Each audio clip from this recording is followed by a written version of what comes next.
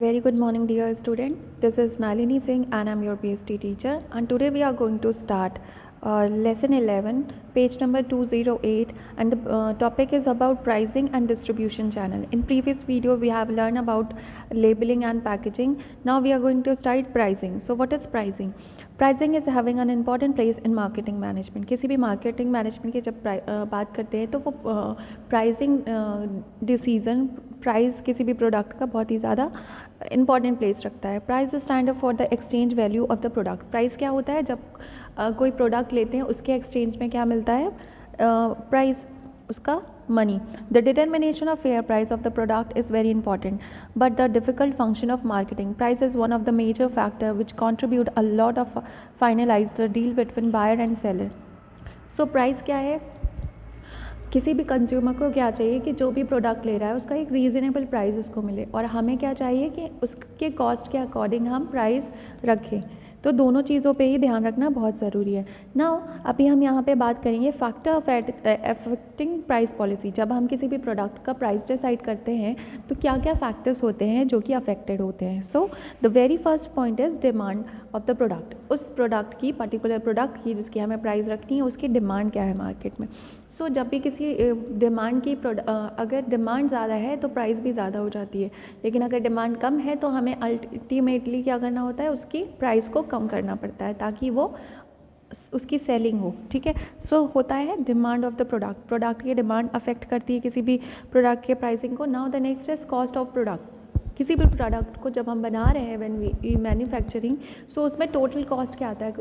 Total cost of production, क्योंकि उसी के अकॉर्डिंग हम प्राइस को डिसाइड करेंगे. Now the next is government policy. जिस भी हम इंटरप्राइज में हैं या जिस तरह का हम प्रोडक्ट बना रहे हैं उससे रिलेटेड गवर्नमेंट ने किस तरह की पॉलिसी बनाई हुई है. The next is competition. Particular product से रिलेटेड हमारे आसपास कितने कॉम्पिटिटर हैं, उस कंपटीशन में हमें खड़ा रहने के लिए कई सारी एक्टिविटीज़ करनी होती है.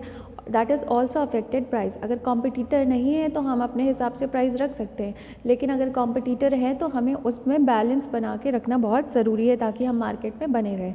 उसके बाद है परचेसिंग पावर. तो यहाँ पे कंज्यूमर की परचेजिंग पावर है या नहीं, उस प्रोडक्ट का सही प्राइस है कि नहीं, और जो प्राइस है उसको कस्टमर अफोर्ड कर सकता है या नहीं. तो कस्टमर की परचेजिंग पावर पे भी होता है. The next objective of manufacturer. जो मैन्युफैक्चरर है, जो प्रोडक्ट को बना रहा है, उसके ऑब्जेक्ट क्या है. नाउ यहाँ पे प्राइस स्ट्रैटेजीज दी हुई है. There is a two types price strategies. One is high and second is low. ये दो तरह के हो सकते हैं. जब प्रोडक्ट हाई कब होगा? जब प्रोडक्ट पे हमारी मोनोपोली है, कोई भी कंपटीशन नहीं है, तो हम उस प्रोडक्ट को मार्केट में किस तरह से लाएंगे? High price. But low price की कंडीशन में तब होगा जब हमारे कई सारे कॉम्पिटिटर है और हम मार्केट में नए हैं, तो वहाँ पे हमें प्राइस को कम रखना पड़ेगा ताकि हमारे प्रोडक्ट को वैल्यू दी जाए, उसकी डिमांड बढ़े. ठीक है. तो यहाँ पे दो प्राइस है. Next is price distribution channel. अब जब हमने प्राइसिंग को डिसाइड कर लिया है तो डिस्ट्रीब्यूशन आप जानते हैं, प्रोड्यूसर के बाद होलसेलर, होलसेलर से एजेंट, एजेंट के बाद रिटेलर, देन जाकर कस्टमर तक कोई भी प्रोडक्ट पहुंचता है. तो इस चैनल को हम क्या कहते हैं? Distribution channel. एक के बाद एक पास आउट होकर वो कस्टमर तक जा रहा है. So now a product is produce only for consumption. जो भी प्रोडक्ट बनाया जाता है वो किस लिए, उसका मेन पर्पज़ क्या होता है? For the consuming. The prime object of production is consumption. The process of making goods available to the consumer need effective channel of distribution. The part taken by goods in its movement is termed as channel of distribution. Now, there's a many definition you can learn. Now we are types of distribution channel. So यहाँ पे types दिए हुए हैं distribution channel के. There is a different types of distribution channel. The very first point is selling through direct channel. आप line को पढ़ के समझ रहे होगे. Selling through the direct channel मतलब इसको हम चैनल नहीं, डायरेक्टली ही सेल कर दे रहे हैं. In this method the producer sell the product directly without involvement of any middleman. तो इस तरह के मेथड में कोई भी मिडलमैन इन्वॉल्व नहीं होता है. प्रोड्यूसर डायरेक्टली कंज्यूमर तक पहुंचकर उसको सेल आउट कर देता है. Now method of selling through direct method. तो इसकी मेथड्स क्या क्या होती है? Selling good through own retail outlet, door to door sale, selling good through postal service, telemarketing, courier. जो भी प्रोड्यूसर है वो टेली मार्केटिंग के थ्रू बेच रहा है, कोरियर के थ्रू बेच रहा है, डोर टू डोर जाकर बेच रहा है, इस तरह की मैथड्स होती है selling through the direct method. Now the next is indirect method. अब इनडायरेक्ट चैनल किस तरह से होते हैं? इनडायरेक्ट मैथड में जो हम रिस्पेक्टिव चेन को फॉलो करते हैं, प्रोड्यूसर से एजेंट, एजेंट से होलसेलर, होलसेलर से रिटेलर, देन कंज्यूमर, ये है इनडायरेक्ट डिस्ट्रीब्यूशन। प्रोड्यूसर से डायरेक्टली कंज्यूमर से ना जाकर इनडायरेक्टली वे में कंज्यूमर के पास जा रहा है। Now the next is choice of distribution channel.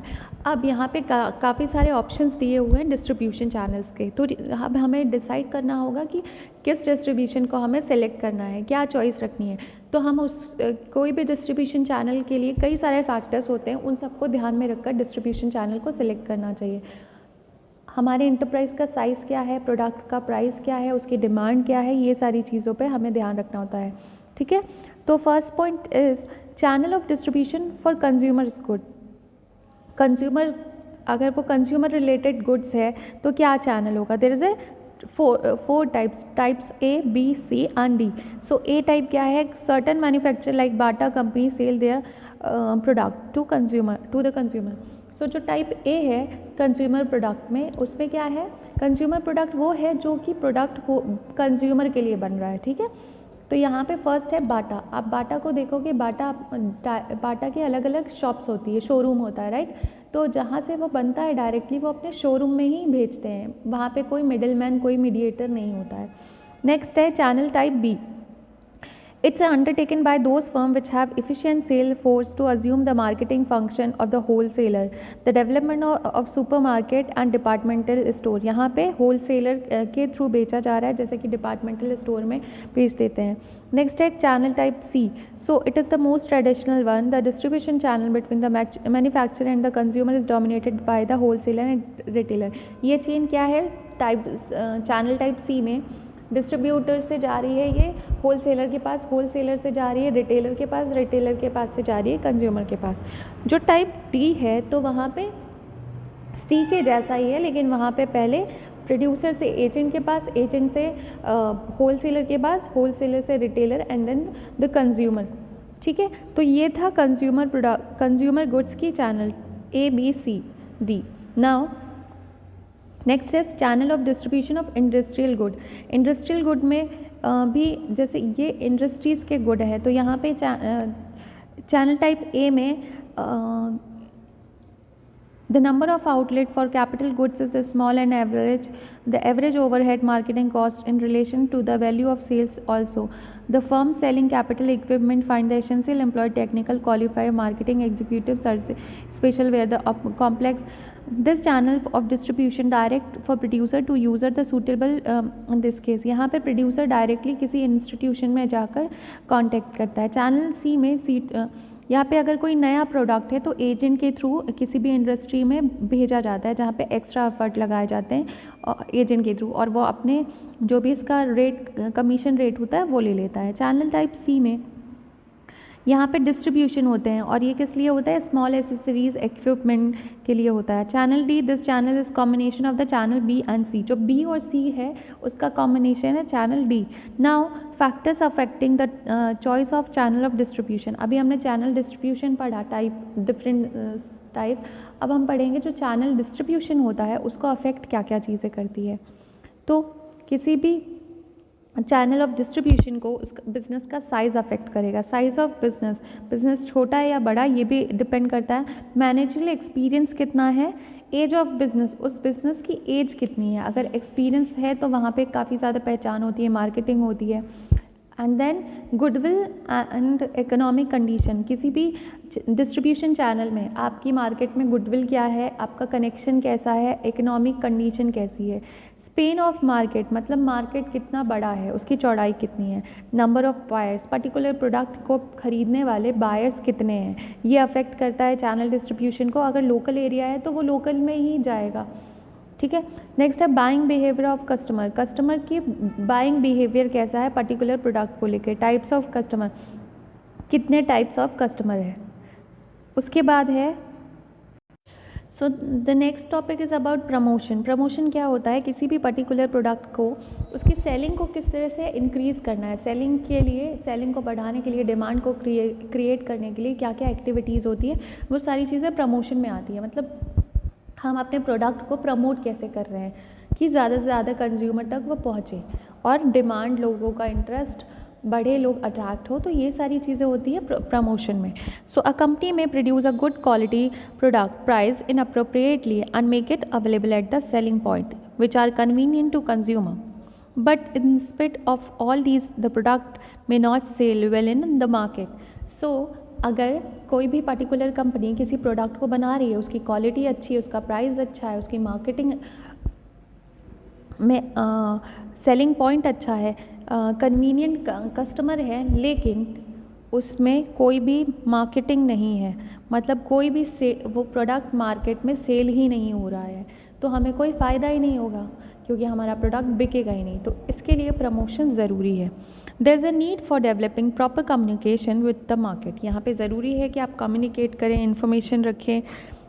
In the absence of communication, the consumer would not be able to know about the product and how it can satisfy their need and want or may not be convenient. तो सिर्फ किसी भी particular product को बना देना, उसकी quality अच्छी देना, यहाँ पे बिजनेस का काम ख़त्म नहीं होता है। जब तक प्रोडक्ट उसको कस्टमर तक ना पहुँचे, कस्टमर को उसको ज्ञान ना हो उस प्रोडक्ट के बारे में, तो हमारा काम अधूरा रहता है। इसलिए ज़रूरी है प्रमोशन करना किसी भी प्रोडक्ट का, ताकि कंज्यूमर उसको जाने, उसको यूज़ करने के लिए इंटरेस्टेड हो, डिमांड बढ़े, सेलिंग बढ़े एंड प्रॉफिट बने, तभी हमारा बिजनेस का जो मेन ऑब्जेक्ट है वो पूरा होगा। So there are different elements of promotion. इसको ही हम टॉपिक बाय टॉपिक आगे तक पढ़ते जाएंगे, ठीक है। तो ये सारे एलिमेंट्स हैं सेल्स प्रमोशन के, इसको हमें ध्यान रखना है। इसके बाद हम पढ़ेंगे सेल्स प्रमोशन, उसके बाद हम पढ़ेंगे एडवर्टीजमेंट एंड उसके बाद हम पढ़ेंगे personal selling and the public relation. तो हम शुरू करते हैं प्रमोशन के एलिमेंट फर्स्ट से, जो है sales promotion, right. So sales promotion क्या है, मतलब सेल को प्रमोट करना, हम सेल को किस तरह से बढ़ा रहे हैं। Sales promotion refers to all those activities which are undertaking to increase sales. वो सारी एक्टिविटीज़ सेल्स प्रमोशन के अंदर आएगी जो कि सेलिंग को इंक्रीज़ कर रही है, बढ़ा रही है, right. This activities are beside advertisement, publicity and personal selling. Sales promotion motivate both consumer and middleman. Sales promotion में आपको कंज्यूमर को भी मोटिवेट करना है और मिडिलमैन को, क्योंकि ये मिडिलमैन ही हमारा वो सोर्स है जो कि कंज्यूमर तक प्रोडक्ट को पहुंचा रहा है। Now some common sales promotion measures are coupon premium. हम क्या करते हैं सेल्स प्रमोशन को इंक्रीज़ करने के लिए, क्या यूज़ करते हैं, measuring coupon, premium, bonus, offer, contest etcetera. Now we come to the objective of sales promotion. There are different object of sales promotion. To provide information to new consumer, हमारे नए consumer को नए product के बारे में information देना sales promotion का object होता है। To popularise the product, common people के बीच में प्रोडक्ट को पॉपुलर करना ताकि लोग उसको जानें।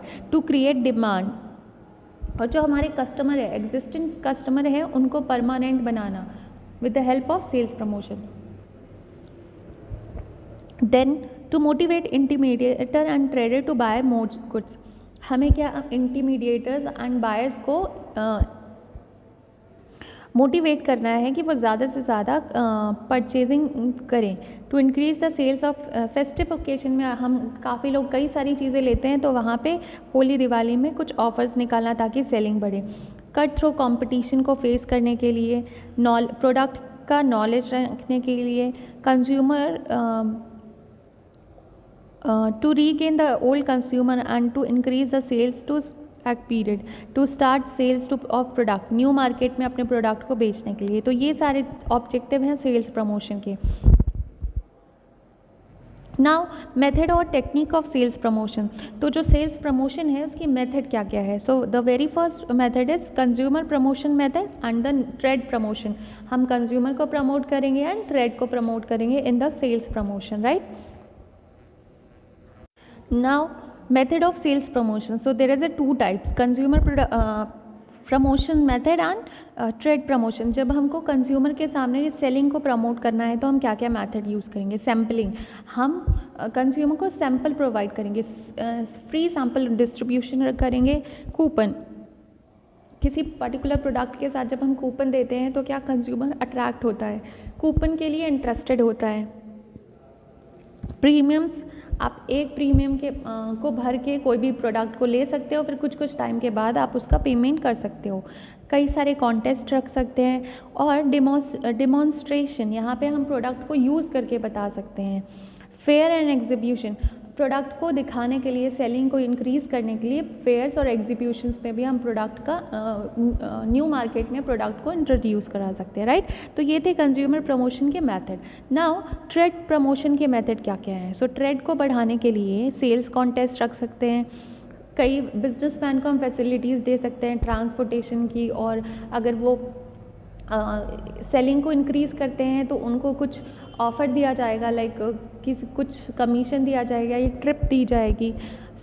सेल्स रैली को एंड प्रोडक्ट के मॉडल को दिखाकर किसी पर्टिकुलर शॉप में हम अपने प्रोडक्ट के मॉडल को अट्रैक्टिव दिखाने के लिए प्रेजेंट कर सकते हैं।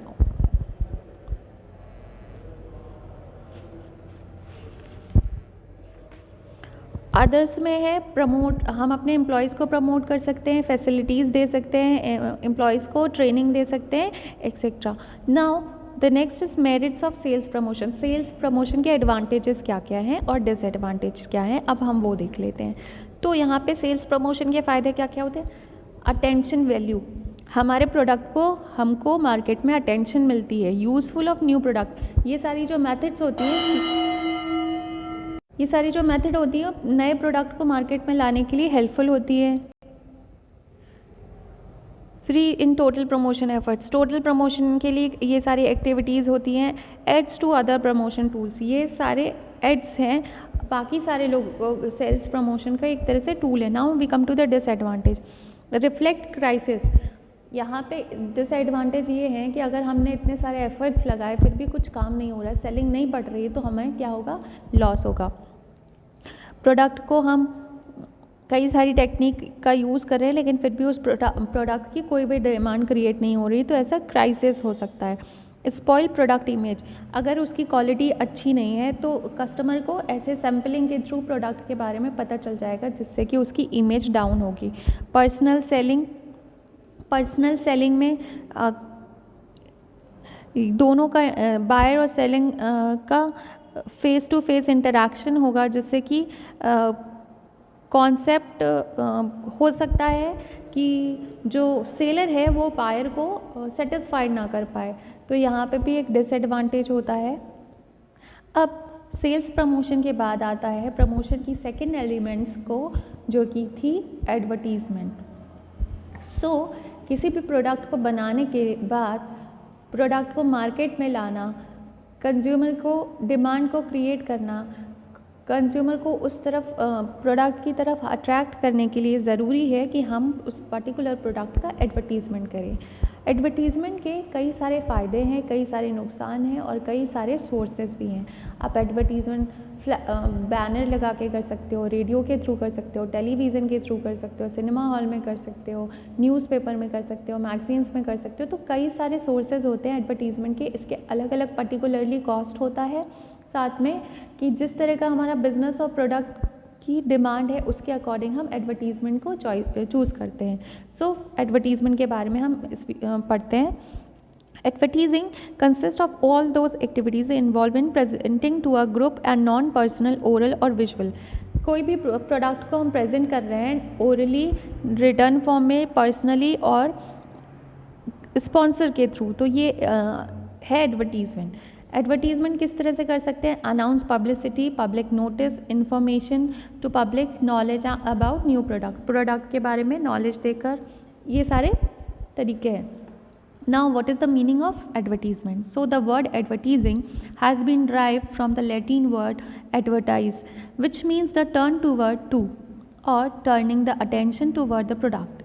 It is a technique which awakens interest or simulates a demand in the mind of the consumer to go in for the advertised product. So as you can see there is a format, इस तरह से आप अपने product के या फिर service के बारे में प्रेजेंट कर सकते हैं, एडवर्टाइज कर सकते हैं, right. And there is some definition of advertisement and the next topic is about objective of advertisement. So there are many objective of advertisement. ये एक तरह का प्रमोशन है, ठीक है, कि एडवर्टाइजमेंट सोर्सेज है प्रमोट करने का। लोगों का अटेंशन और बिहेवियर अपने प्रोडक्ट की तरफ अट्रैक्ट करने का। तो ये 3 सेक्शंस में डिवाइड है। टू इंक्रीज सेल्स डायरेक्टली, हम सेल्स को इंक्रीज़ करते हैं, लोगों को कंपनी की तरफ, प्रोडक्ट की तरफ अवेयरनेस दिखाते हैं और इंटरेस्ट करते हैं, एंड किसी कंपनी या इंस्टीट्यूशनल का भी ऑब्जेक्टिव होता है। सो टू इंक्रीज सेल्स डायरेक्टली, यहाँ पे आप परचेज पोटेंशियल को इनकरेज करते हैं, स्पेशल सेल्स को प्रमोट करते हैं, मतलब अगर आपको कोई स्पेशल सेल निकालनी है तो उसको प्रमोट कर सकते हैं। सिक्योरिंग न्यू डीलर और डिस्ट्रीब्यूटर, नए डीलर्स और डिस्ट्रीब्यूटर को सिक्योर करते हैं। Including professional person to recommend a product, distribution coupon and रिमिटम, तो ये है डायरेक्टली सेल्स को बढ़ाना। उसके बाद है inform potential buyer about product, awareness दिखाने के लिए, तो इन्फॉर्मेशन दे रहे हैं हम प्रोडक्ट के बारे में, नए प्रोडक्ट की अवेलेबिलिटी को बताते हैं, ऐड के थ्रू हम बताते हैं कि क्या बेनिफिट है, demonstrating the benefit from the product use, product को किस तरह से यूज़ करना है।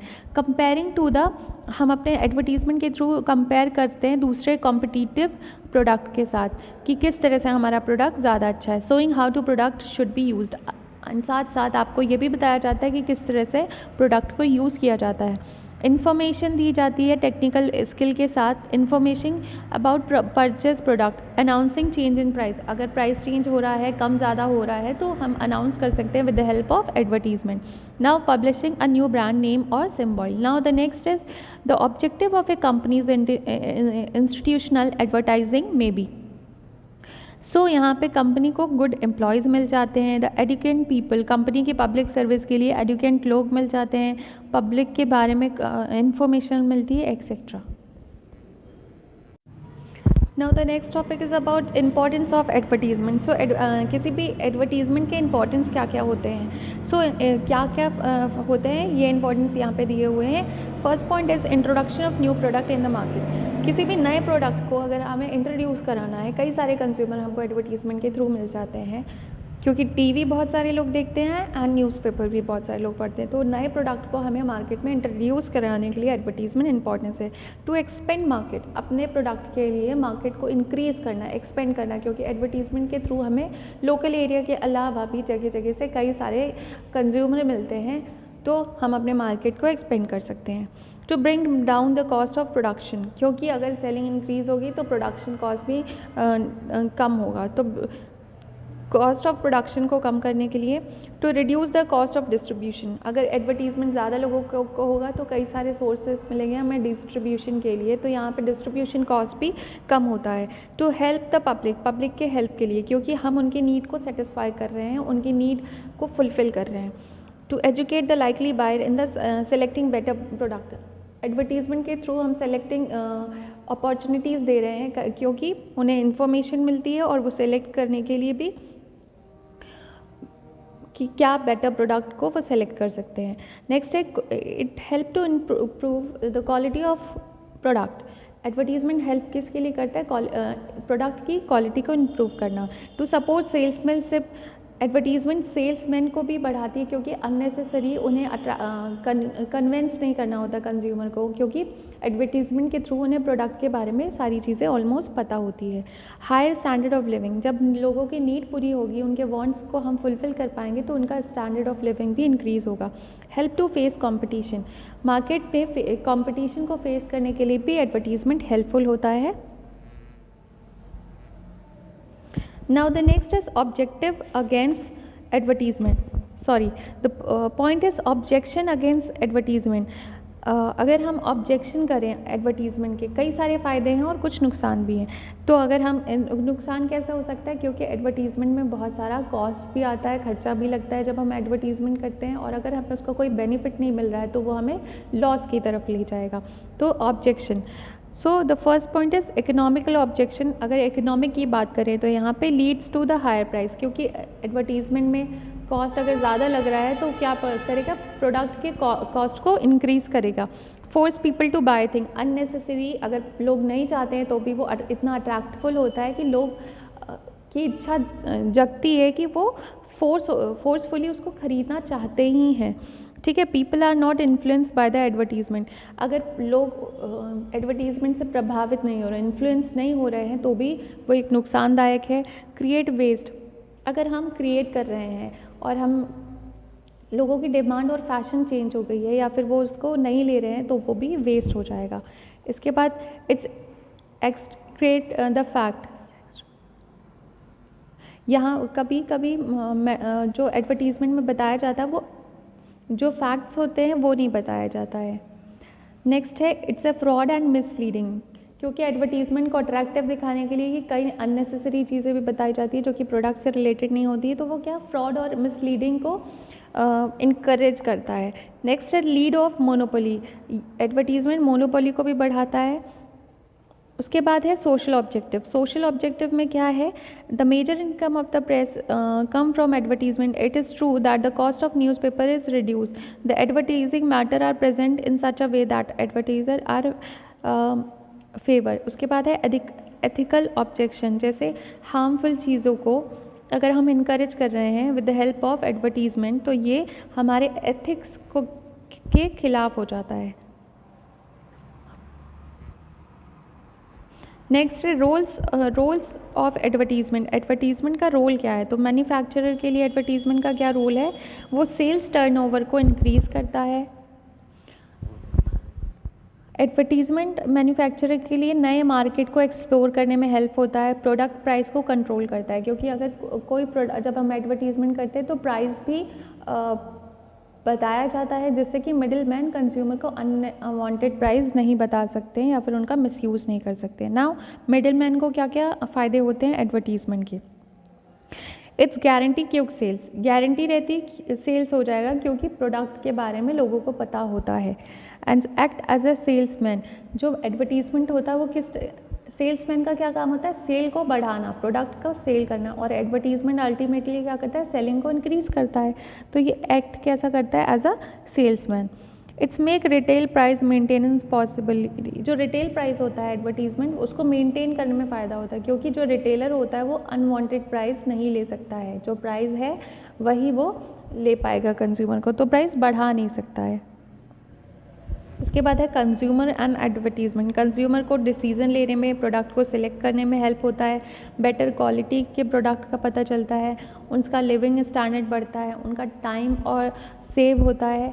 और सोसाइटी की बात करें तो यहाँ पे लिविंग स्टैंडर्ड बढ़ता है, एम्प्लॉयज़ को अपॉर्चुनिटीज़ मिलती है, प्रोडक्ट के बारे में नॉलेज प्रोवाइड होता है, एंड ये हमारे कल्चर को भी होल्ड करके रखता है। Now the role of advertisement in media, किसी भी एडवर्टीजमेंट में मीडिया का क्या रोल होता है, तो ये एक अवेयरनेस का काम करता है, लोगों को प्रॉफिट होता है, ब्रांड को पॉपुलराइज करने में हेल्पफुल होता है मीडिया, और डिमांड को क्रिएट करता है। नेक्स्ट है मीन्स ऑफ मीडिया और मीन्स ऑफ एडवर्टीजमेंट, मतलब एडवर्टीजमेंट जब हम कर रहे हैं तो उसके मीन्स क्या क्या हैं और मीडिया क्या क्या है जो कि हम यूज़ करते हैं। तो न्यूज़पेपर में ऐड देते हैं, मैगजीन्स जो कि मंथली या वीकली या ईयरली निकलती है उसमें ऐड देते हैं, ये लॉन्ग टर्म तक चलता है क्योंकि मैगजीन्स हम जल्दी फेंकते नहीं हैं।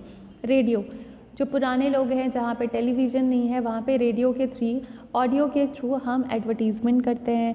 टेलीविज़न यहाँ पे ऑडियो भी होता है, विजुअल भी होता है, जो पब्लिक हज़ारों करोड़ों की तादाद में जो पब्लिक टेलीविज़न देखती है उसमें ऐड देते हैं, तो उससे प्रोडक्ट के बारे में एक ही समय पे बहुत लोगों को नॉलेज हो जाता है। फेयर्स और एग्जीबिशन में एडवर्टीजमेंट कर रहे हैं, सिनेमा हॉल में कर रहे हैं, विंडो डिस्प्ले मतलब किसी शॉप में हम जा रहे हो वहाँ पे सामने कुछ डिस्प्ले करके रखा हुआ है, उस तरह से एडवर्टीजमेंट हो रही है। डायरेक्टली हम अपने कस्टमर को मेल कर रहे हैं, और अदर मीडिया के सोर्स हैं sky advertisement, electric display boards, sticker, loud speaker, demonstration etcetera. Now advantage of advertising, advertisement के एडवांटेज क्या क्या हैं, तो रीच, मतलब हम अपने कंज्यूमर तक लार्ज मार्केट में आसानी से पहुंच जाते हैं। चॉइस, कंज्यूमर को सिलेक्शन करने में आसानी होती है। लेजिटिमेसी, इसमें एडवांटेज ये है कि इसमें लेजिटिमेसी होनी चाहिए, मतलब वैधता होनी चाहिए। एक्सप्रेसिवनेस, जो एडवर्टीजमेंट होता है इट शुड बी एक्सप्रेसिव, क्योंकि हम इसमें कई सारे मेथड का यूज़ करते हैं, कई सारे techniques like music, colour, pictures, drawing, तो इससे ही ये क्या बनता है, एक्सप्रेसिव। इकोनॉमिक होना चाहिए, एक अच्छे एडवर्टीजमेंट में हमेशा ध्यान देना चाहिए कि उसका कॉस्ट ऑफ प्रोडक्ट और सर्विस जो भी है इट शुड बी इकोनॉमिकल। उसके बाद आता है disadvantage of advertisement, it's a impersonal communication, less forceful. ये एक इम्पर्सनल है क्योंकि जो हम करते हैं एडवर्टीजमेंट, यहाँ पे एक तरफ से कम्युनिकेशन होता है, दूसरी तरफ से नहीं होता, या फिर डायरेक्ट कांटेक्ट नहीं होता है। एडवर्टीजिंग इज़ लेस इफेक्टिव, क्योंकि ये कभी कभी इफेक्टिव कम होता है क्योंकि हम इससे पर्सनली कांटेक्ट नहीं कर पाते। डिफ़िकल्टी इन मीडिया चॉइस, क्योंकि यहाँ पे कई सारे ऑप्शंस हैं, तो हम अपने इंटरप्राइज, अपने प्रोडक्ट के अकॉर्डिंग क्या चूज़ करें, कभी कभी उसमें भी डिफ़िकल्टी आती है। इनफ्लेक्सिबिलिटी, जो भी हमने एक बार एडवर्टीजमेंट दे दिया है, अगर हमें चाहिए कि हम उस पर कुछ चेंज कर पाएँ तो वहाँ पे उसको हम चेंज नहीं कर सकते हैं। लेक ऑफ फीडबैक, यहाँ पे फीडबैक नहीं मिल पाता है क्योंकि हम सिर्फ कंज्यूमर को अपनी बात कह सकते हैं, उनका फीडबैक नहीं ले सकते, तो वहाँ पे उसकी भी कमी पाई जाती है। तो अभी हम इस वीडियो में यहीं तक पढ़ते हैं एडवर्टीजमेंट। अभी हमने पढ़ा है प्रमोशन, सेल्स प्रमोशन, जो कि प्रमोशन के एलिमेंट्स है, सेल्स प्रमोशन और एडवर्टीजमेंट। इसके बाद हम नेक्स्ट वीडियो में पढ़ेंगे personal selling and quality of good salesman and public relation.